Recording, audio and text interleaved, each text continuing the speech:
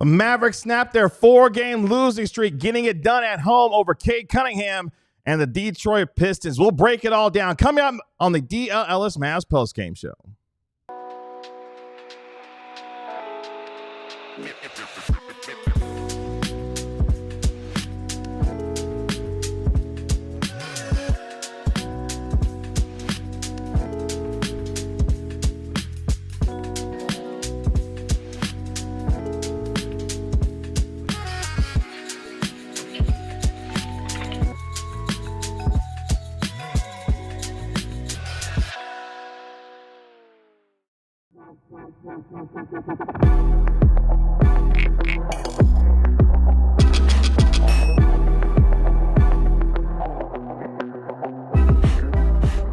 Hey, what's up, Dlls Mavs Nation? It's your man, Kevin Gray, alongside Mavericks analyst Bobby Carella. We are Dlls Mavs. Appreciate you joining us here on our post-game show as the Dallas Mavericks get it done at home over the Detroit Pistons, 123-117 to snap their 4-game losing streak and their 5-game losing streak at the American Airlines Center. We'll break it all down here for you over the course of the next hour as the Mavericks improve to 34-37 on the season. Big nights from P.J. Washington and Spencer Dinwiddie. P.J. Washington, 27 points, going 5 of 8 from downtown. Spencer Dinwiddie, great night for him with 31 points to lead the Dallas Mavericks. Cade Cunningham, in his return to Dallas, had 35 points in the losing effort. Make sure you like, comment, and subscribe to DLLS Sports. While you are here, you can do the same for our podcast.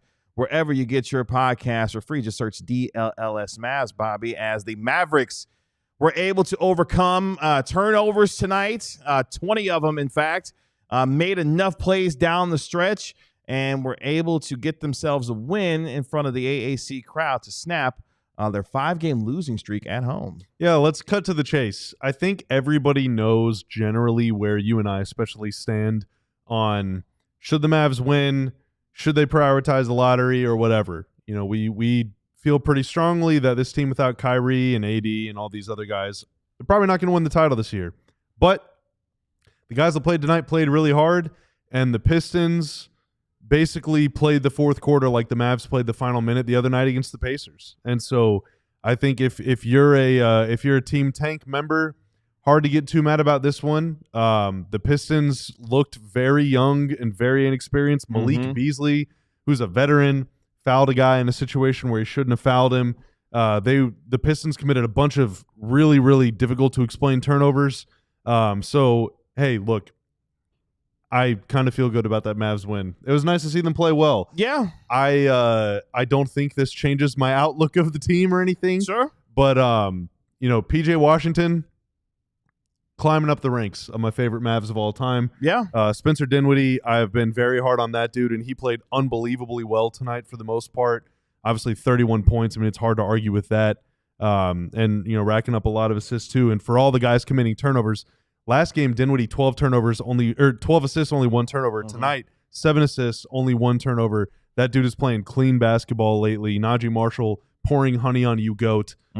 So it's hard for me to knock these guys, man. They're still playing hard every single night. Yeah, 19-2 assist to turnover ratio is pretty damn good. Yeah. No matter how you slice it, taking care of the basketball and dishing it to guys who are making shots. With the win tonight, the Mavericks, as I mentioned, improved to 34-37 on the year, 20-16 now at the American Airlines Center with the win. As the Mavericks, if they see the Suns lose tonight, which right now is not happening as the Suns are blowing out the Cavaliers right now. There's like a demon lurking outside right now. Yeah, there's a little bit of a base going on outside right now. Very weird. Won't stop. They're just happy. They're happy that the Mavs won. Yeah, They're happy that Baylor won. Drums that, in the deep. Yeah, they're happy that TCU won today. The women's team advancing in the NCAA tournament. A lot of Texas teams handling business. Yeah. Not the University of Texas, but that's another conversation. That was yesterday, though. That was yesterday. Yeah, Ancient I ain't got to worry about that. But the knife, yes, Tanner, the knife had a big night as well. Naji Marshall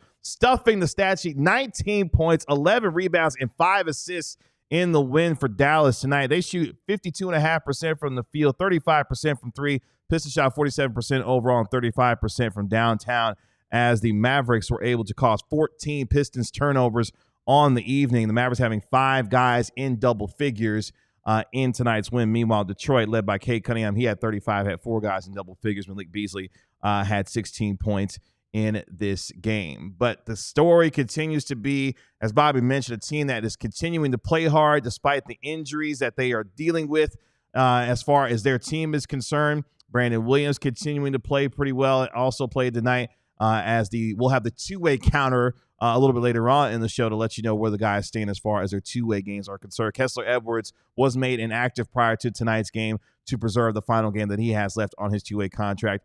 He will potentially play during the 4-game East Coast road trip that the Mavericks have beginning on Monday with the Brooklyn Nets. But P.J. Washington, who has come back from that ankle sprain, continues to play well, went 5 of 8 from downtown. And aside from the turnovers, which were plenty tonight from PJ, God, a lot of them. A lot of just stumbling, bumbling type turnovers. But he is still continuing to show the rest of the variety of his game. If he can clean that up in terms of protecting the basketball a little bit more, obviously it gives you a guy that could do it on both ends of the floor. But PJ Washington playing well for this team. Just got to clean up the turnover problem, which would be my biggest nitpick from his game tonight. As far as PJ was concerned. That's more than a nitpick, man, because, I mean, that's been an issue. I don't want to start with a negative, but that's been an issue with him all season. Sure. He's just going back to preseason, J-Kid mentioned on an exclusive, I think, with Marc Stein, actually, on DLS Sports. He wants PJ to handle the ball more, push it ahead in transition, make simple plays, not do anything too complicated. But PJ, I mean, I think it was the fourth quarter tonight. He had 3 turnovers in a row trying to beat his man. And again, it was a straight line drive kind of thing. Driving into the teeth of the defense, and he just couldn't, he just could not break through without coughing it up. So that was a little bit concerning, and it's still concerning. But I mean, on a night when he hits 5 threes and was getting it going downhill, if he didn't turn it over, he was getting to the rim and finishing. 27 points. Dude's been getting 20 points basically in his sleep.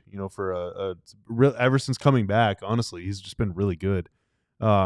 And Naji, again, same thing. Naji, 3 turnovers for him, which is honestly, it's a pretty good night for him. Yeah, that's not bad for him. Yeah, because I mean, he's been bit by the turnover bug lately too. But 5 assists. I mean, if Naji's getting more assists than turnovers, I'll take that.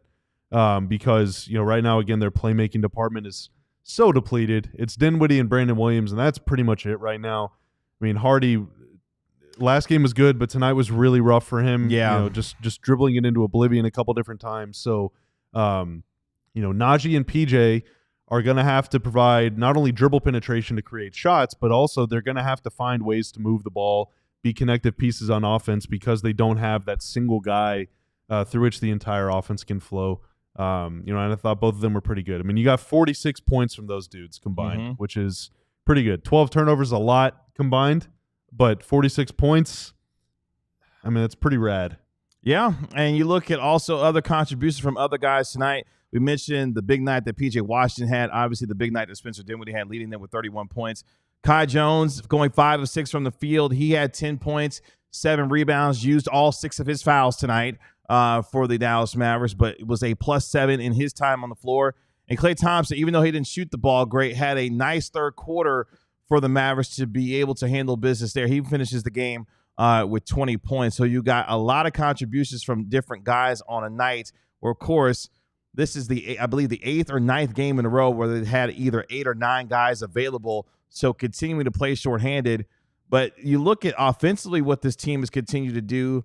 Scoring points hasn't necessarily been a problem for them over the last several games. They had the 123 tonight. They had the 131 the other night against the Indiana Pacers. They scored over 120 in the loss to the Philadelphia 76ers. It's just about, can they get enough stops in enough timely fashion and manner in order to win these games? But it feels like offensively they haven't had trouble scoring the basketball, which I guess is a good sign for this team, given the amount of shorthanded injuries, of course, they're dealing with at this point. Yeah, and we've continued to talk about just the lack of guard playmaking, and generally we've just grown so accustomed, obviously, watching Luka and Kyrie for, Kyrie only for a year, but before that, Brunson. This team for a really long time has always had 2 quality guards throughout the J-Kidd era, and that's kind of been the offense. It's guards creating the shots for spot-up shooters or rolling big men. Well, what happens whenever your wings, PJ and Naji, are most nights not going to be good shooters? And what happens when your guards are both gone? One of them you traded, one of them is out. I think, I would forgive you for thinking that the offense was going to completely crater, and it did for a little while. And there are still stretches in games where it looks pretty gross, and they had 20 turnovers tonight, that's way too many. But they have been just living in the lane, dude. I mean, these guys are putting it on the floor, getting to the rim, making stuff happen. Klay is starting to heat up a little bit. It's always one guy off the bench that does pretty well. I mean, sometimes it's been Max, sometimes it's been Brandon Williams. Tonight, all the starters played super heavy minutes, so the bench was actually pretty quiet. But there's always like 3 or 4 or 5 guys that get it going. And it's been different people every night. Tonight, Kai Jones only 10 points. He was like their leading scorer the other night pretty much. Guys are just stepping up. And that's the kind of thing, it's just like cool. Again, I know there are a lot of people in the chat and a lot of people I'm sure in Mavs world that want the Mavs to lose, right? They're like, man, we can't even tank the right way. Like this, what are we doing? They played a 9-man rotation, like they did everything they could to lose. I mean, the odds are so against them. It's like I don't know what more the players themselves could have done. Obviously, the players are never going to try and tank, and it's not like you have many options. I mean, the Pistons, I thought, was kind of mystifying for long stretches of this game. They had 5 bench players on the floor at the same time with no starters. Cade wasn't in the game for like 2 minutes in the final 6 minutes of the fourth quarter. True. Like, just a lot of really weird stuff from the Pistons. I feel like the Pistons did not do their best to play. They didn't have their fastball in the fourth quarter for sure. And hey, the Mavs played pretty well, and that was well enough. They deserved to win. For sure. They deserved to win tonight's game. I thought the effort was much better for the Mavericks, which we haven't necessarily questioned throughout the course of the season, and they earned the right to win this game, even with Detroit coming in as a 9.5-point favorite in this game. The Dallas Mavericks were able to be the team that played and got to the 50-50 balls and hustled to be able to get themselves a win. In fact, the Detroit Pistons are a top 10 rebounding team in this league. The Mavericks actually out-rebounded them tonight, 44-41 in tonight's game. So, again, even with the shorthanded nature at which this roster is dealing with, they were the ones that were being the aggressors, making sure they were getting downhill to the rim. You look at the free throws tonight. Mavericks took 36 free throws tonight, going 27 of 36 from the free throw line versus the Pistons only going 14 of 19 from the line. That is a number to me that indicates that the Mavericks were attempting to be the ones to get downhill, to get to the basket and make some of those plays to give themselves easy opportunities at the line. And a game that wasn't necessarily officiated very well, I thought, at times. Technical fouls on both sides between both teams tonight. But the Mavericks were the ones that made enough plays, but more importantly, were the more aggressive team tonight. And usually, if you're going to play well, you've got to be at least a team that aggressively attacks the rim and gets to the line. They did that tonight. Well, yeah, I mean, the Pistons took 61 shots in the paint, so they were getting plenty of shots around the rim too. But the Pistons also just blew a lot of easy chances. So field goal made, field goal attempt on fast breaks, right? Sometimes these are going to be twos, like layups and dunks. Sometimes these are going to be catch and shoot threes. The Pistons were 3 of 15 on shots on fast breaks. That's almost always an odd man advantage, a 2-on-1, a 3-on-2. But like Ron Holland coughed up the ball on like 4 fast breaks in a row. Like the amount of smoked plays between both teams in transition tonight was kind of awful. Yeah, no. So I mean, the Pistons were super aggressive. I would say. I mean, sometimes a little too aggressive. Like Cade and Ron Holland, both guys from Dallas, probably trying to put on a show for their friends and family and stuff. And you always get a little more amped up playing in your hometown.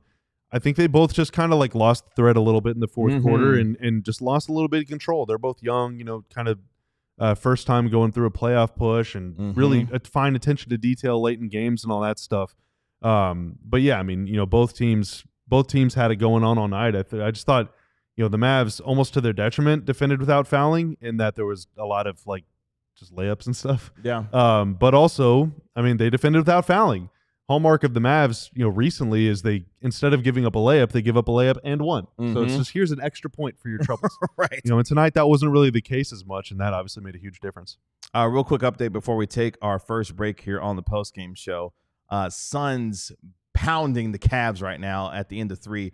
They're up 98-79 at the end of 3 in Phoenix. So for those who are keeping tabs on what is happening out in the Valley of the Sun, looking at the playoff standings, Suns right now handling business over the Cavs, up by 19 going into the fourth quarter. Let's take our first break here on the Dallas Mavs post-game show. When we come back, some of the different moments and points of this game that allowed the Mavericks to win, and plus a little bit later on in the show, we'll be joined by our national NBA insider, Marc Stein, live from the AAC with his thoughts on tonight's game and big updates on the Mavericks big men. All that and more coming up next year on the Dallas Mavs post-game show. I've never been much of a hat guy, but how do I look in this one, KG? You look like you're happy. I feel happy. There you go. And I feel like I'm going to be happy for the next hour.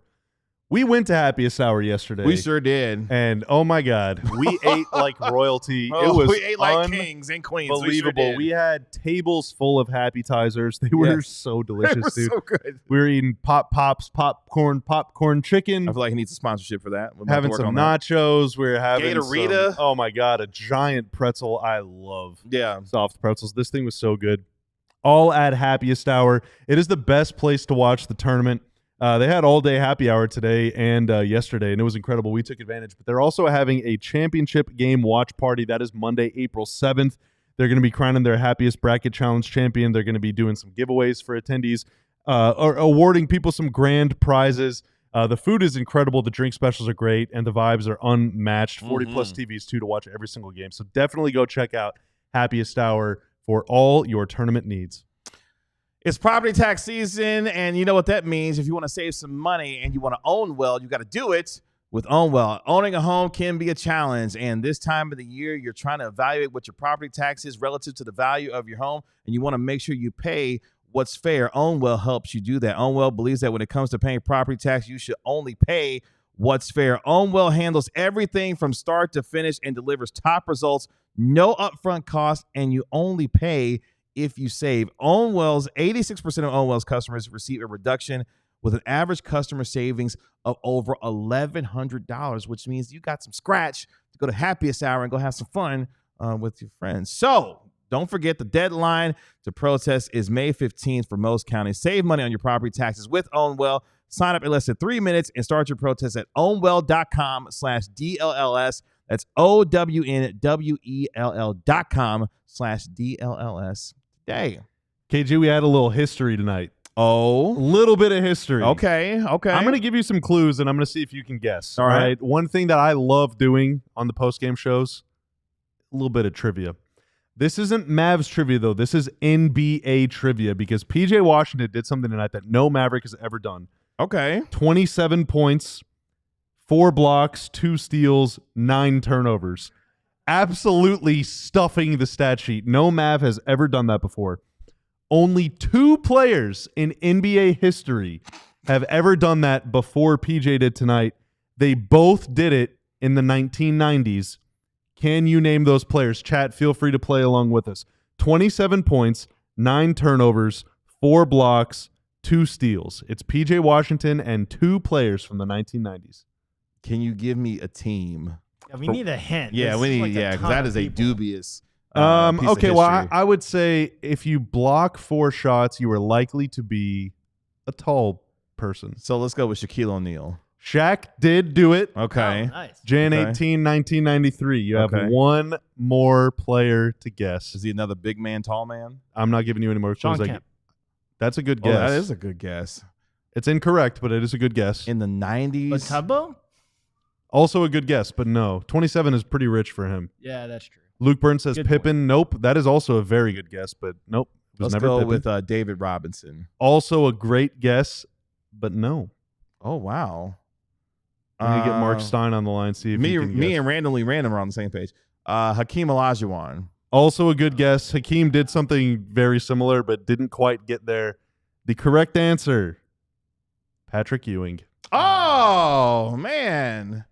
Okay. It took both of them overtime to get there. PJ, built different. Regulation. Did it in regulation. Nice job. I'm not going to lie to you. My first initial guess was going to be John Starks for some reason, because that seems like a random thing that John Starks would do for the New York Knicks. So I got the team, I thought, originally on my first guess, but I didn't go with it. So Shaquille O'Neal and Patrick Ewing, huh? Yep. And PJ. And PJ Washington. That's I guess first 2 went to the Hall of Fame. PJ. Clear your calendar. From 214 sided. Wow, such a great player, PJ. I'm sure teams would trade their. Okay. All right. Dude, honestly, honestly, if the Mavs trade PJ, I'm going to be bummed. I think no matter who they trade him for, they could trade PJ for Giannis. I'd still be a little sad. PJ is just so cool. He is so cool. I mean, give him credit, man. I mean, again, if he would just clean up the turnover problem, he's got a game that you got that Swiss Army knife vibe with him. He's good defensively. Obviously, he's getting downhill, can attack the rim. He's got a nice little, floater game when he's not, on the first play of the game. But everything else, like he's knocking down threes. He went 5 of 8 from downtown. PJ Wash is a good basketball player. I mean, there's a reason why he was as good as he was last year during the playoff run, and when he's been able to be healthy, he's played well for this team. So that would be my thing for PJ. Clean up the turnovers, my guy. Protect the basketball a little bit more, and you've got a chance to continue to ascend to be one of the better two-way guys in the league. Yeah, and, this team's hierarchy is so out of whack, or really non-existent, because the top 2 guys are out, and then all the centers are out, and no one is playing the right position. Everyone is playing too many minutes, and we're all just kind of sad about it. But, going into next season, assuming there's no huge changes and, nothing changes too much, PJ is probably going to be, for the all the time that Kyrie is out, the number 2 option behind AD. Yeah. Like, there might be nights where a guard gets more shots or where Klay gets hot and scores more points or whatever, but like night to night, PJ is probably going to be that number 2 guy. And, in Charlotte, it depended on who was on the floor with him, but he was oftentimes their number 2 or sometimes even number 1 option, especially if he was coming off the bench or playing with the second unit guys. And that team never really did very well because they're the Hornets. The Hornets just kind of suck. But, and it's not like this is leading the Mavs to win for the Mavs right now, but that's, because a bunch of guys are out.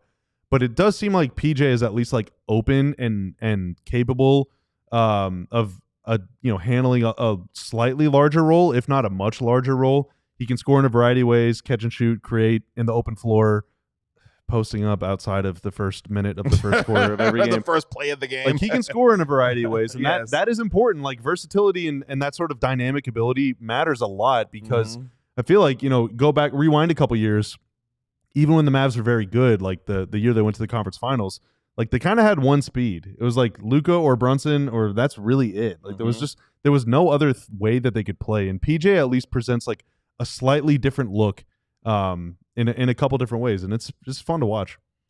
And for him, another big night to help the Mavericks be able to get a win. You've seen him have some big games, but unfortunately not happening in terms of it translating to W's in the win column.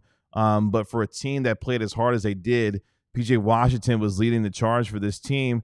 And for Klay Thompson, another 20-point game for him. He's getting more opportunities, obviously, to be much more of a contributor on the offensive end. But I also want to give some real love to Naji Marshall, who really in his last 10 games has been excellent for the Mavericks in a number of categories, whether it be points, rebounds, assists. He's averaging nearly a steal and a half over the last 8-9 games as well. Naji Marshall has, I think, really turned the corner in the last 10 games or so. If he consistently can knock down the three-pointer a little bit more, which hopefully that can be something going into next year, that he can do it at a little bit more consistent rate.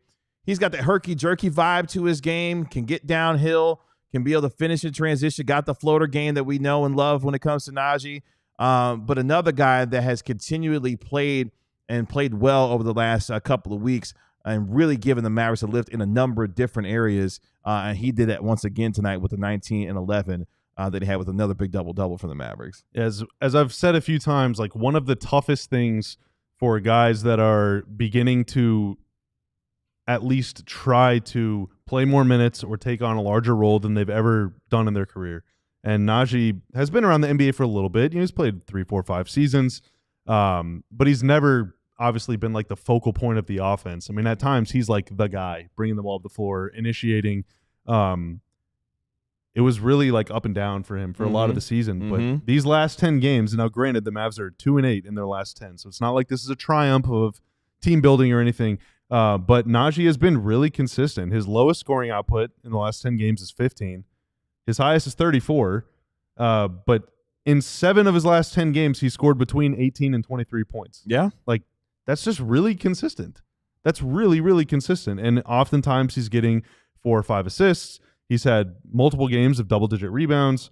Most of them defensive, but the Mavs like their ball handling players to get rebounds because then they can get out and push it instead of the big getting the rebound, being like, oh my God, where's the guard? Where's the guard? And all of a sudden you find the guard, and now there's only 14 seconds left on the shot clock. No, like get the ball out and run, and Naji's been pretty good at, running the break a little bit, or at least speeding them up, handing it off to someone or pitching it ahead, like just getting into the offense early, which matters a lot. And he said that a couple times too, like we just have to play fast. The Mavs offense is just not as good as it was because so many guys are out. The only way that they can really consistently create an advantage is either if one guy wins one-on-one, which Naji has been doing a lot of, or if they just get down the floor faster than their opponent. You know, that's where you find Klay. That's where you get Kai Jones, hanging on the dunker spot wide open. They're going to have to fight not just on defense, but also on offense for everything. And Naji's been fighting for everything. Coming into tonight's game, one of the stories is the two-way contracts when it comes to the Dallas Mavericks, whether it be Kai Jones, Kessler Edwards, and Brandon Williams. Brandon Williams tonight was a +7. He had a +10 and had 7 points, including a big bucket toward the end of the game on a layup to really put things away for the Dallas Mavericks. Was fired up after that. He was. Klay Thompson was very excited for Brandon Williams, who obviously is winding down his two-way contract. Is it the counter time? Yeah, it's counter time. As we look bad news. at the total number of games remaining for Brandon Williams and Kessler Edwards with 11 games to go for the Mavericks. Brandon Williams now down to 4 games remaining on his two-way. Kessler Edwards down to 1 game remaining on his two-way contract. Jason Kidd saying prior to tonight's game that Kessler Edwards will most likely play in one of the 2 games coming up on this road trip, where the Mavericks have a back-to-back on Monday and Tuesday against Brooklyn and New York on the East Coast. So Kessler Edwards probably playing in one of those 2 games. He was made inactive tonight.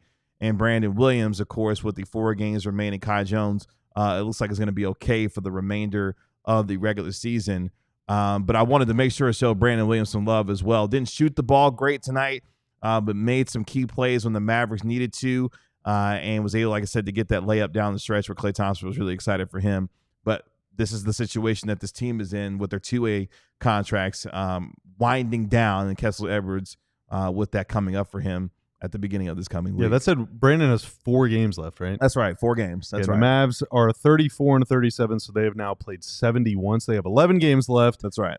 Spencer Dinwiddie went down and was holding his wrist. Now, he was able to finish the game, but he's had his left wrist taped up for a few games now and was really grabbing at it quite a bit after a fall. I think it was in the 4th quarter. Yep. I mean, we're staring the doomsday scenario right in the face, dude.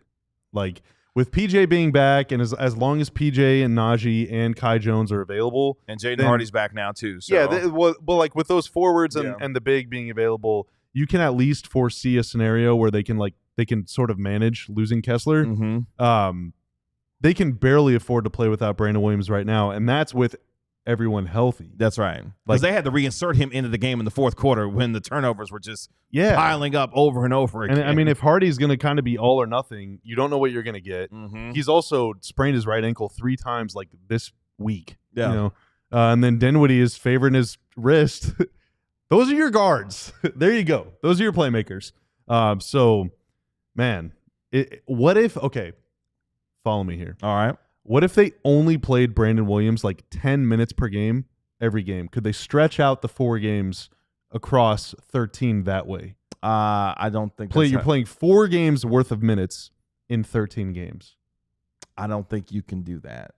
I think once you play, like, the game is gone. All right, well, that's my best idea. I'm sorry. That's a good thought, though. It's creative. I'm just trying. Kind of like how PJ was turning the ball over tonight real creatively. I'm doing my best to help the team. I'm trying to help the team. You are doing your best to help the team. Trying to think more positively. Before we take our next break, another score update when it comes to the Suns and the Cavs. Suns up 111-97 with 4:40 left in the 4th quarter. So the Suns, if they go on to win tonight, will remain in the 10th spot despite the Mavericks getting the win because the Suns are handling business as we speak with just under 5 minutes left in the 4th quarter. Trailblazers are beating the Nuggets right now, too, by 6 at the end of the 3rd. Are you serious? Yeah, and they're only, now I guess with the Mavs having won, they're 2.5 games behind the Mavs. So a Mavs loss tonight and a Blazers win would have cut that lead to 1 game. Wow. Is Jokic not playing in that game either? No Jokic, no Murray. Oh, okay. So the Nuggets got some real injury concerns. They got to. And the Blazers have won 3 in a row now. This would be 4. Wow. Although their next 2 games are Boston and Cleveland, so I think they're going to get they're smoked. fine. All right, we're okay. We'll see. We'll see. We'll see. I guess you never know in the association. Let's take our next break here on the DLS Mavs postgame show. When we come back, we'll be joined by our national NBA insider, Marc Stein, live from the American Airlines Center with updates on the Mavericks big men as they have 11 games to go and what it means for their regular season. All that more coming up next year on the DLS Mavs postgame show. So I've had a little bit of an extra pep in my step over the last couple weeks or so. Once I started taking Timeline, thanks to their proprietary MitoPure ingredient. And the reason I just have a little bit of extra juice, right, is because MitoPure works with the cells in your body to help reverse age-related decline by getting rid of your old deteriorating mitochondria. You all remember those from science class in middle school or high school. Mitochondria is the powerhouse of your cell. They're the battery packs of your cells. And cells give you energy. Cells give you strength. Cells are what keep you going. If those things are drained, you're going to feel drained too. But Timeline helps reverse all that stuff and keep you fresh and ready to go. And that's with me being lazy, KG. I'm not working out every day. I'm not lifting weights. But hey, if you're an exercise guy, if you're an exercise gal, Timeline is going to help you as well.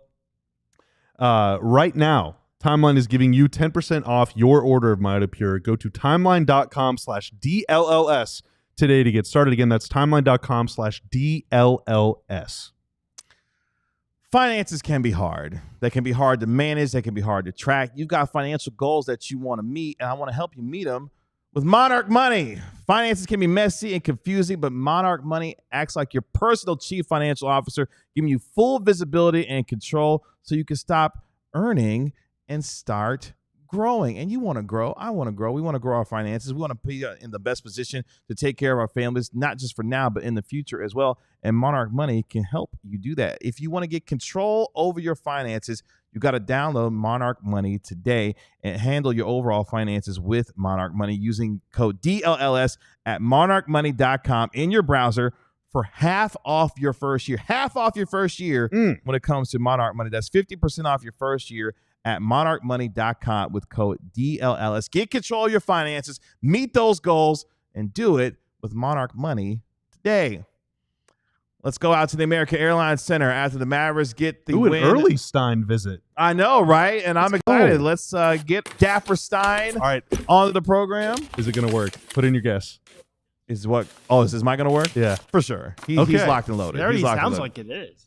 You can find him on X at The Stein Line. It's time for us to dial up the Stein Line on the DLLS Mavs postgame show with our national NBA insider, Marc Stein. Mark, what's going on? Guys. Whoa! Stop the presses. I'm very excited right now. Let's go. Very excited. Oh, great. Incredible shout out to Emma Clark and DNVR Nick Russetti. You guys, this week I spent the first 2 days of the week talking to support technicians from no less than 2 companies, many of them based overseas.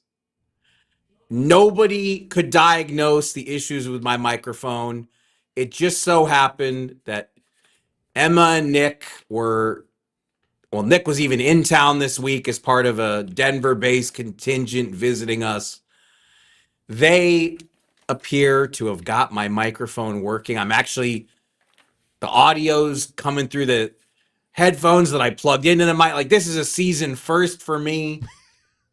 And I am beyond giddy. No, this is a real seminal breakthrough. moment in our show's history. It sounds good. It sounds okay. Yes. Yeah, it sounds like you're in here with us. It really does sound amazing. It really does. And the chat is loving your microphone right now. Nice mic.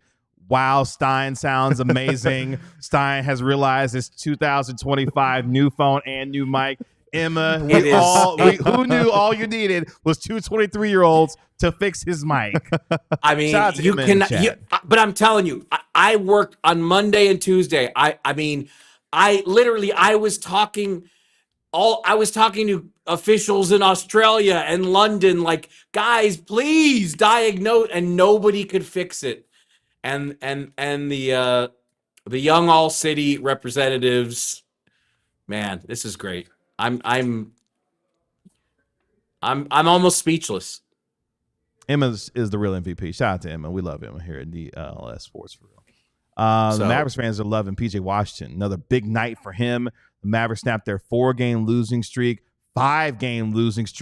at home at the AAC to get a win as they are trying to get to the 10 spot tonight. Your thoughts on tonight's game and how the Mavericks were able to get it done?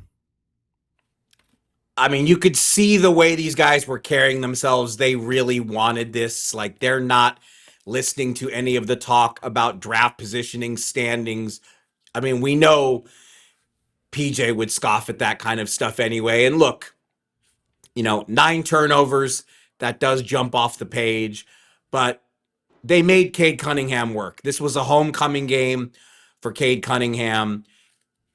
Now, he did play here in the preseason last year, because I remember talking to him in the hallway, just how excited he was to play in that preseason game and tell me about how much he grew up a Dirk fan. But, this was the real deal regular season game. The Pistons have been really one of the stories of the season, and still somehow an undercovered story, how much they've turned this thing around. And Cade's had a breakthrough season to get to all-star status. So, obviously he played in Arlington. He had a zillion people here tonight. He went for 35, but they made him take 30 shots to do it. And so, PJ wears his emotions on his sleeve. I think you guys saw what it meant to him. And I heard you guys talking about Brandon Williams before I joined you. Just when they found out Brandon Williams could go tonight, I'm told that's when they made the decision. You know what? We're going to give Kessler Edwards the night off. We have 9 players. We're going to let him. He only has 1 game left. Kessler Edwards can only play in 1 more game this season. He'll still be able to practice with the Mavs on his 2-way deal, but he's not eligible to be converted to a standard contract till literally the last couple days of the season. So they literally only have 1 game left for Kessler Edwards. So they made the decision when Williams could go, all right, we've got 9. We're going to play it out with 9. We're going to save the Kessler Edwards farewell game for either Brooklyn or New York. And they had 9 guys, which is, that's been a luxury for this team compared to where they've been some of their recent games. The Pistons went up 3-zip. Mavs took the lead and literally never relinquished it. They held it the rest of the night. So it was, and look, I'm one of those guys who say that draft position should be the focus, and don't even, they would be better off falling to 11th in the West. But the players don't think like that. You can't expect them to think like that. They're not going to think like that. And you saw when B. Will converted the late and won, how psyched these guys were. They wanted this win very badly. Yeah, against a Detroit team that's been really good. You've covered Klay for a really long time. Obviously, if you're a basketball fan, you've probably seen Klay play in the NBA Finals, right? But he's normally a pretty cool customer. He was pretty openly fired up after the Brandon Williams and 1 at the end. He doesn't show a lot of emotion. Sometimes he looks kind of frustrated or just kind of beaten down, at the end of some of these games. But dude, that might be the most animated I've seen him as a Mav, unless I'm outside of arguing with refs in that Golden State game whenever he was really fired up. That's right. He was a little overamped that day. I don't remember which game it was, but there was a similar instance early in the season when I had that same exact reaction as you had. Like, he hit a couple threes and what to me wasn't even really, it was just a nondescript situation. But there have been times he has shown emotion like that, and I've come away saying the same thing. But like I said, when you sit, like I always tell you guys, I'm so spoiled to sit where I am. Anthony Davis, like, during breaks and timeouts, like I watch him so closely, because like there was one timeout tonight where Anthony Davis grabbed the ball from the refs and went into his dribbling routine, shook God Mavs assistant coach, looked back at him with like a trash talky glare. I mean, this is going on during a timeout. Then what's that? Is it? I mean, I'm going to expose my hideous pop culture shortcomings here. Mm-hmm. Party in the USA, is that Miley Cyrus? Look at you go tonight. Look at you go. Yeah. Anthony, they were doing it on karaoke. Anthony Davis was singing the lyrics. Whoa. Giddily singing them to his teammates. Like, wow. Yeah, I mean, and that's song. just the kind that was the kind of night it was. I wouldn't have guessed that he was a big Miley fan. I mean, I was was USA not, is just a banger. That's anyway. a ubiquitous. I was not guessing it either, but he was heartily singing the lyrics, much to the delight of Mavs coaches and teammates. Well, we're gonna let Stein keep on cooking because you on fire tonight with your whole mic and your pop culture references. Dapper Stein is on top of it. Let's not get carried away. Don't. No. Don't be modest now. Don't be modest now. Your mic is working, so you're hot stuff out here. What's your favorite Miley song, Mark? Party in the USA. That's right. Good answer. Good one. I was always partial to Don't- that one, or We Can't Stop. Do I not think my ask. favorite Do one is not Plastic ask me to Hearts. name. Please don't ask me to name a second Miley Cyrus song, because then You're not a Wrecking Ball fan? No. Am I? You definitely have heard that one. You definitely have heard it. Longing like a wrecking ball. No. All right. I guess I have heard that. There you go. There you go. All right, let's get to the good stuff. Basically, if they've played it at the AAC at a Mavs game, They've played that one for sure. They definitely have. Yeah. All right, And let's get to the good stuff. Hearing Super Kev's rendition did take me back to sitting on press row and that's what I'm here for. That's what I'm here for. I'm here for you. Hearing that, yes. All right, you want to talk injury updates? Yeah, the folks ready for the good stuff. We teased a little bit earlier on in the day during the pregame show as well. The Mavericks and their big men, Dereck Lively II, Anthony Davis, and Daniel Gafford. Daniel Gafford made an appearance on the Mavericks television broadcast tonight, chatting with Jeff Skinwade, Mark Followill, and Derek Harper. What is the latest on those three? Let's start with the acquisition from Anthony Davis, of course. Let's start with him.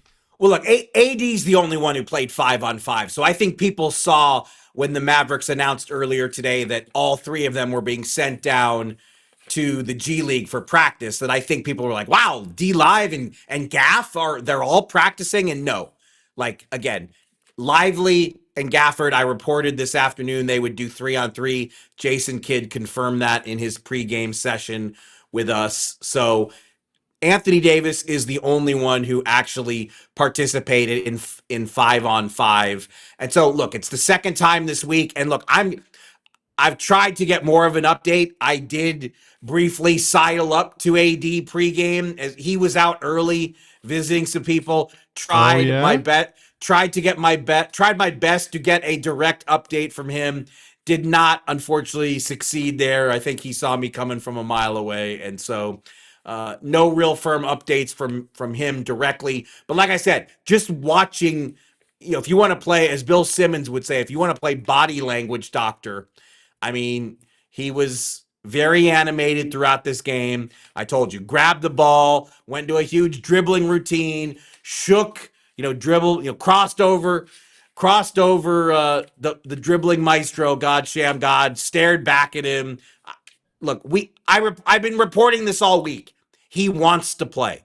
He is going to do everything in his power to convince the Mavericks to clear him at some point in the near future. Specifically when, I cannot tell you.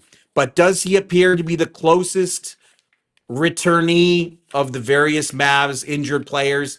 I mean, it sure looks like it, guys. I mean, again, now the Gafford thing, I think, is the most interesting bit of news this week, that he's already on the floor during 3-on-3. Because if you remember, like, when it was reported he was going to be out 6 weeks, everybody just did the math and said, well, that's the regular season done for him.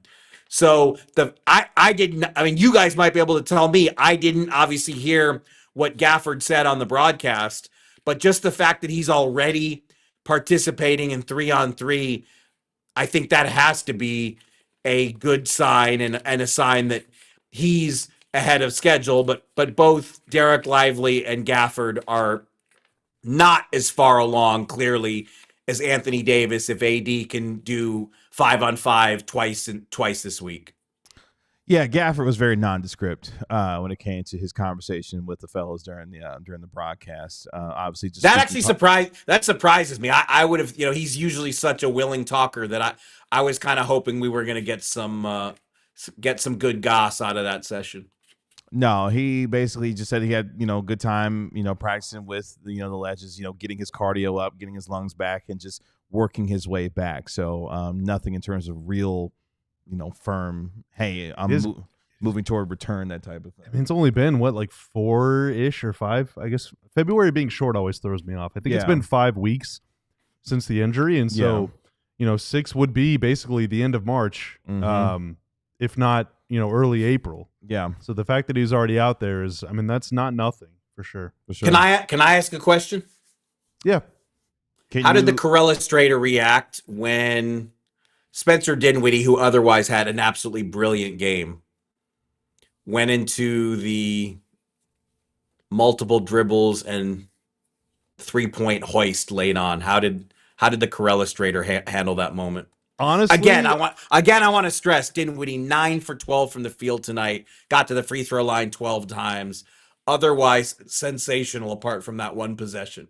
Yeah, I was either editing something or I was in a conversation with Tanner, or maybe I just went into a meditative state to eliminate myself, from reality. You were on Notion? Yeah. That was a Notion. That's right. Yeah, because I don't remember that possession. And then KG told me about it afterward, and I was like, what happened? And he showed me the replay. Yeah. So I must have spaced out completely, or I suppressed it deep within, my subconscious. We were thinking about the fact that he's got a 19-2 assist to turnover ratio in the last 2 games. Focusing on the positive, We're focusing Mark. on the positives. You know how it is. Yeah. Where is Cato's corner? He's off tonight. He's at a wedding. I don't want to dox him. Sorry, Tim. Before we let you go, because we do have to go to break, the Suns did win, by the way. They won by 11, 123-112. Over the Cavs. Over the Cavs, that's right. So Cavs in crisis. Yeah, I believe that's 4 straight losses. 4 in a row. Yeah, that's 4 straight losses for the Cavs. They won't get to 67 this year. Try harder next time. Well, I guess more importantly for Cleveland, Boston's sitting there in the rearview mirror, getting a little closer when it comes to potentially the number 1 seed in the Eastern Conference. So that's definitely not settled yet before the end of the regular season. But that does mean, by virtue of the Suns winning, they will remain in the 10th spot. That is one of the impossible games for them. The fact that they won is, that's a huge, huge win for Phoenix. They're 3-0 on their 5-game homestand right now, are the Phoenix Suns. So big win for them as they look to secure the play-in spot. Nobody won tonight more than me. Because of this. That's right. Oh, don't get too fancy now. Don't redline. Yeah. Don't break the Don't thing disconnect it and have to go through the process all over again. Yeah, we don't want you calling, London and everybody else anything over the weekend. Mark, thank you so much. It was good to see you, and enjoy your weekend, and we'll talk to you on Monday. I will see you guys in studio Monday night. All right, sounds good. Bye, Mark. That's our National NBA Insider, Marc Stein. You can always dial up the Stein line at the Stein line on X. Let's take our final break here on the DLS Mavs postgame show. We'll react to the Suns winning tonight and what that means for the Mavericks going forward. Plus, Mark Cuban, he's still talking about the Luka Doncic trade. I don't know why. No, we do know why. We'll discuss it next on the DLS Mavs postgame show. But first, Die Hard time. And I got to get through this because I have to brag about myself just a little bit at the end of this. Oh, okay. But hey, Die Hard, you should become a Die Hard. So many people have. We are actually going to reach 1,000. If we haven't already, we will probably by this weekend. By the end of this weekend. 1,000 Die Hards here at DLS. Hell yes. Thank you to every single one of you who have already signed up. And if you want to join our growing community, scan the QR code there. Click the link in the description below or go to alldls.com. I think it's /diehard. It might be offer. I don't remember what it is, but you'll find it on the website where you can sign up to become a diehard. You get so many benefits right off the rip as soon as you sign up. 1, you get a free shirt of your choice. We got more than 30 of those bad boys to choose from. And if you're like, it's hard to choose just one because I like 5 of them. Well, you get a discount on all the other merch too. Just use use the same email address you signed up with to get that discount. You also get a discount on live events. We got a golf tournament coming up next month. It's about 1 month from today at Stevens Park, Friday, April 25th. At Stevens Park Golf Course in Dallas. It is a beautiful course. You get a side of the city. You're in nature, but you're like right outside of town. It's unbelievable. It's going to be a really, really, really fun day. You also get to read our entire website, all the premium paywall written content from Tim on the Mavs beat and others covering the other pro teams in town, including Clarence Hill, who got an exclusive with Micah Parsons. That is up. What the heck is going on in his non-existent contract extension negotiations? You want to read that article to find out. And to get your physical Die Hard card.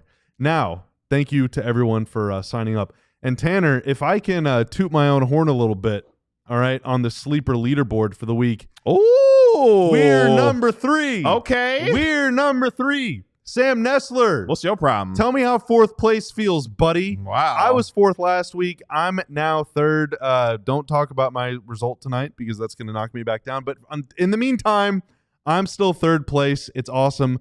Jeff, I'm coming for y'all next. Jeff Wilson out here cooking. Yeah, he knows what he's doing. He knows what he's doing. Ball knower. Jeff Wilson of the DLS Rangers podcast. AllDLS.com. Become a diehard member today. Join the over 19,300 strong in terms of our subscriber count. That's the best and quickest way you can support us here at DLS Sports. Let's finish up here on our post-game show before we get out of here on this evening. Shout out to Oscar, who says he loves being a diehard. Shout out to you. Got his diehard shirt as well. So appreciate you supporting us here. Mavericks get it done. 123-117 at home, breaking their 5-game losing streak at the AAC and their 4-game losing streak overall. They began a 4-game East Coast road trip on Monday on the first night of a back-to-back with the Brooklyn Nets on Monday and then the New York Knicks sans Jalen Brunson on Tuesday in the Big Apple. That does mean, though, as we look at the results from tonight, Phoenix Suns, they do win by 11 at home over the Cleveland Cavaliers, 123-112. They're 3-0 on their 5-game homestand, which means they've won their last 3 games overall as well. They and the Mavericks both have the same 34-37 record, and with the Suns owning the tiebreaker by virtue of winning the season series, that means they remain in the 10th spot for the final play-in spot in the Western Conference.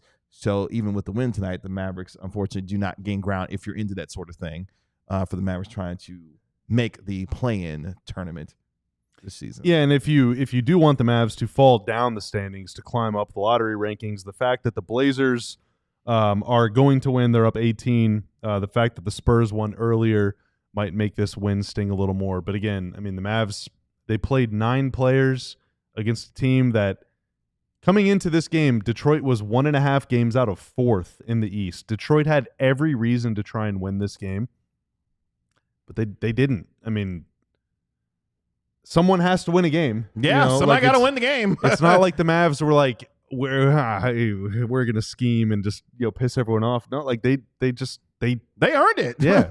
I mean, it is what it is.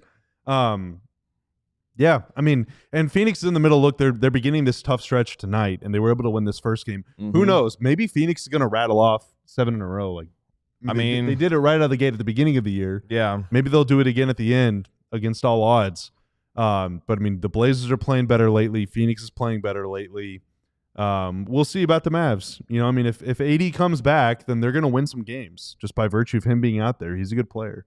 If he doesn't, it's going to be tough. And Kessler, Brandon Williams, they're almost out. Like Kai Jones can't play all the games either. So That's right. they're gonna be playing with 8 or 9 healthy guys for a lot of the next the final few weeks here. It appears that the Suns stars have decided that enough is enough. I mean, in the last 2 games, Devin Booker had 41. Kevin Durant went for 42 tonight for the Phoenix Suns for them to get their 3rd straight win. They will play Milwaukee on Monday as they continue that 5-game homestand. Their next 3 games for the Suns include the Bucks, the Celtics, and the Minnesota Timberwolves. The 2 games at home between the Bucks and the Celtics, and then on the road against Anthony Edwards and the Minnesota Timberwolves. And you know how much Anthony Edwards loves playing against Kevin Durant and the Phoenix Suns. So that just gives you an idea of their schedule over the next 3 games if you're looking to see if the Mavericks have a chance to move up. The next 4 games for Dallas, at Brooklyn, at New York, at Orlando, at Chicago before returning home to take on Brooklyn again, and then Trae Young and the Atlanta Hawks before they go on the road for a back-to-back on April 4th and 5th against the Los Angeles Clippers before that one game on April 9th back here at the American Airlines Center where Luka Doncic and the Los Angeles Lakers come to town. Before we get out of here, the last 5 minutes of our show, Mark Cuban speaking on, I forgot the name of it already. Your Mom's House. Your Mom's House podcast at South by Southwest a couple of days ago.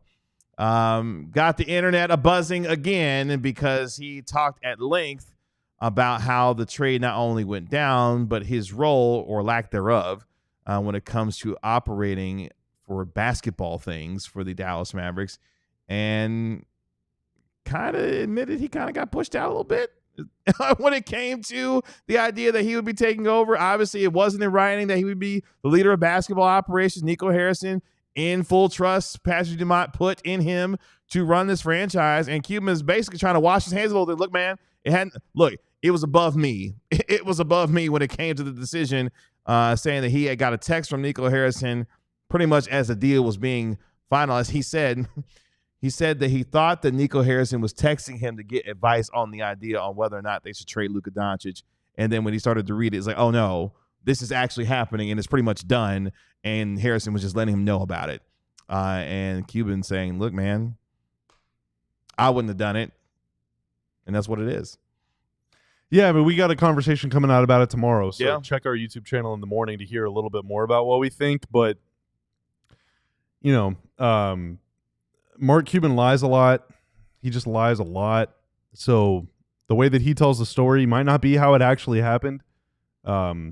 He also, much like Shai Gilgeous-Alexander, has a penchant for embellishment. And so what he's saying might... Swipe at SGA. Hey. Damn. What he's saying might be true, but he might be exaggerating some of the details. Sure. But at any rate, you know, Mark didn't say a lot at first. He's saying more now. Mm-hmm. The winds have changed a little bit, and people are starting to get a little mad at, you know, first everybody was mad at Nico, and then everybody was mad at Dumont. Some people are mad at Michael Finley, even though on our show, I mean, Stein and Tim have both said like they don't really think Finley had much to do with it at all. Even Tim's like, I don't even know if Finley wanted to do the trade. But, you know, people are kind of like looking, all right, like we've said what we said about Nico. We said what we said about Dumont. Who's next? Yeah. Hey. And now people are starting to get mad at Mark, and I think Mark kind of picked up on some of that and is like, whoa, time for me to get out in front of this. I didn't do anything. I wasn't around. This had nothing to do with any of this. Not me. Well, I mean, and, you know, long story short, yeah, you did. So it's just all right. It's okay to accept, you know, some responsibility and take accountability for what happened. You weren't involved in the negotiations, but you're the one that hired Nico.